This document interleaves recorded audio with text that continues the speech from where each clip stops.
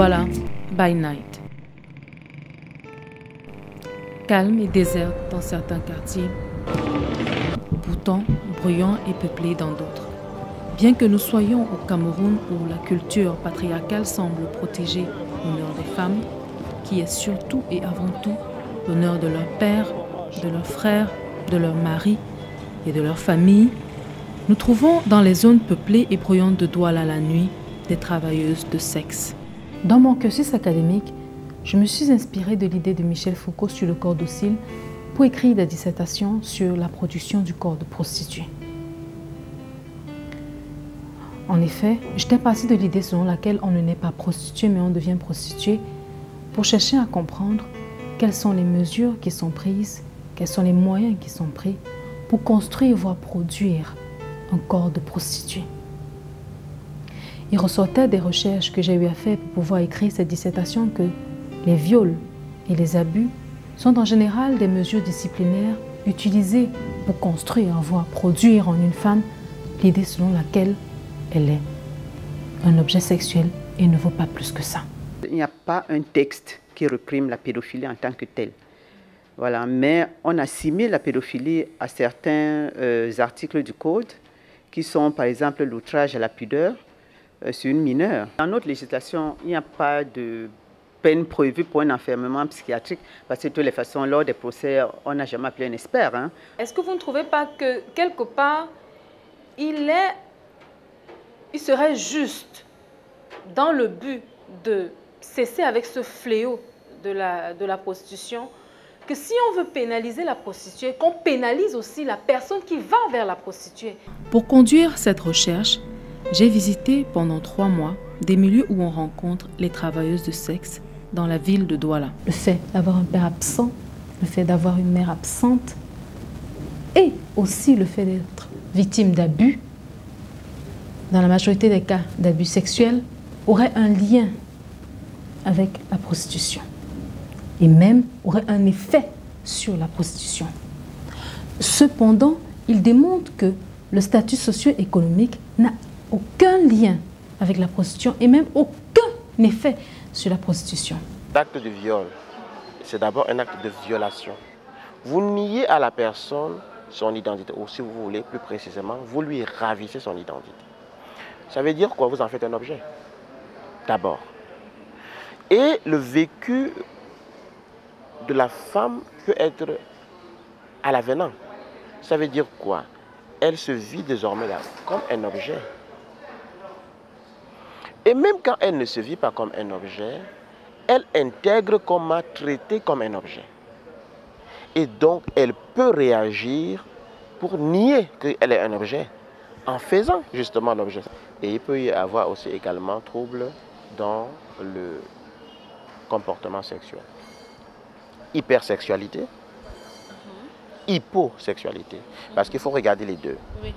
La femme peut avoir une compulsion, c'est-à-dire un mécanisme de répéter l'acte traumatique pour le maîtriser. Dans ce cas, elle peut rechercher activement la sexualité, mais cette sexualité est instrumentalisée. Ou alors, ça peut se traduire par le rejet de la sexualité. J'étais encore très jeune, j'avais 3 ans. Tu te rappelles à 3 ans? The man that I experienced the sexual abuse with, that was a father, not even a man. Je me souviens jusqu'à 7-8 ans, j'ai été abusée sexuellement par mon cousin qui est décédé aujourd'hui, à son âge. Et à l'âge de 13 ans, 12-13 ans, j'ai été abusée par 2 voisins. C'était des cousins, donc c'était un double viol. Et quelques mois plus tard, c'était un policier qui me violait aussi. Quelques années plus tard, j'ai été aussi abusée par un taximan quand j'étais dans la prostitution. Avec les viols, ça m'a amené à me dire, quand j'ai un homme en face de moi, ou je cède ou il me viole, alors j'accepte même si ça ne me plaît pas. Ou bien quelque part, parfois c'est comme si j'en ai envie, mais après, aussitôt que je me retrouve devant l'acte sexuel, je me sens nauséabonde. J'ai l'impression que je suis en train de me salir et tout à coup j'ai envie d'arrêter, mais c'est trop tard. Ça veut dire en quelque sorte que tu te laisses utiliser par les hommes à leur bon gré, en quelque sorte. C'est ce que tu faisais avant. Parce que c'est que si je ne le fais pas, ils m'obligeront à le faire de toutes les manières.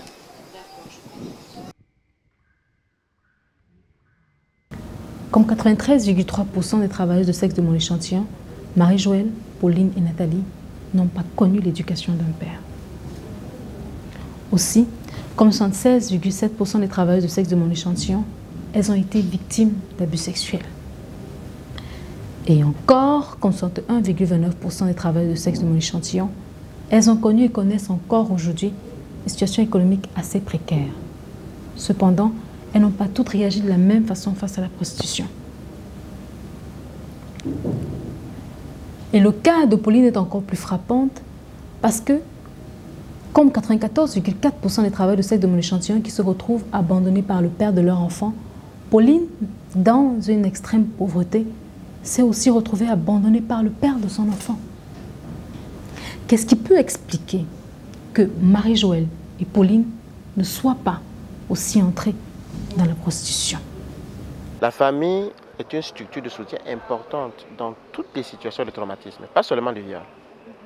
Que faire de celles-là qui n'ont pas de famille?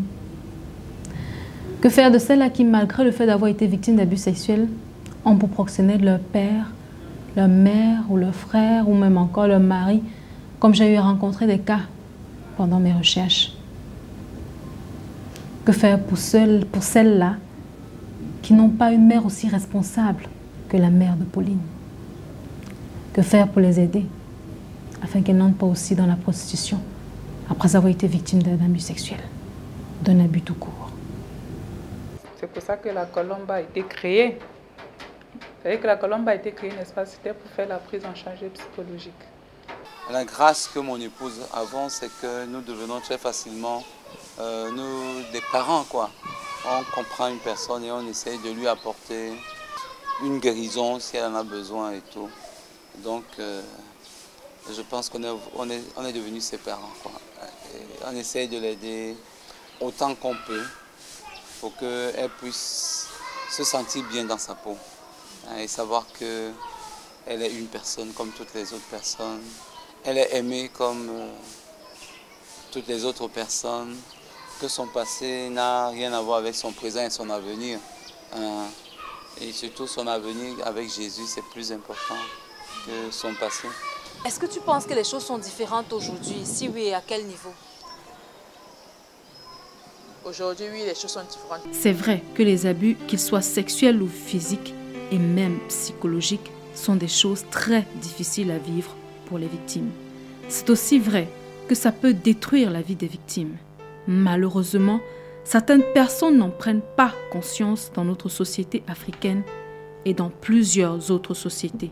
Et au lieu d'aider les victimes à en sortir, elles les aident à se culpabiliser encore plus. Cependant, il y a une vie après l'abus et ce film est là pour le dire.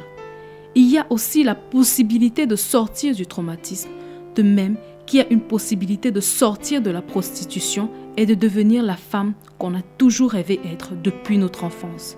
Et même, il y a la possibilité de travailler à réaliser nos rêves. Nathalie nous le prouve en ayant pour rêve de s'occuper des enfants toute sa vie et en travaillant à l'accomplissement de ce rêve dès à présent. Quant à Marie-Joëlle et Pauline, qui ont été aussi victimes, elles nous le prouvent en partageant ceci. Sans avoir été travailleuse de sexe dans ma vie, j'ai compris comment est-ce qu'on devient travailleuse de sexe. Parce que je me suis sentie dans la peau d'une travailleuse de sexe. Dans le sens où, à un moment donné de ma vie, je me sentais un objet sexuel. Et je me sentais ainsi parce que j'ai été abusée sexuellement dans ma vie à plusieurs reprises. Je raconte d'ailleurs tout dans ce livre. Enfant, j'étais leur objet sexuel. J'ai beaucoup appris au travers de ces expériences douloureuses qui m'ont enrichie en tant que personne, en tant que la femme que je suis aujourd'hui. Et une leçon de vie que Dieu m'a apprise dans ma petite existence sur terre, celle que chaque bénédiction est accompagnée d'une responsabilité à assumer. Si la responsabilité n'est pas assumée, la bénédiction peut facilement se transformer en une expérience très douloureuse. De même, chaque expérience douloureuse renferme une richesse inestimable à explorer. C'est à nous de choisir d'explorer cette richesse. C'est à nous de choisir d'assumer les responsabilités de nos bénédictions afin qu'elles soient toujours bénédictions ou encore d'explorer les richesses inestimables de nos expériences douloureuses afin qu'elles ne deviennent jamais malédiction.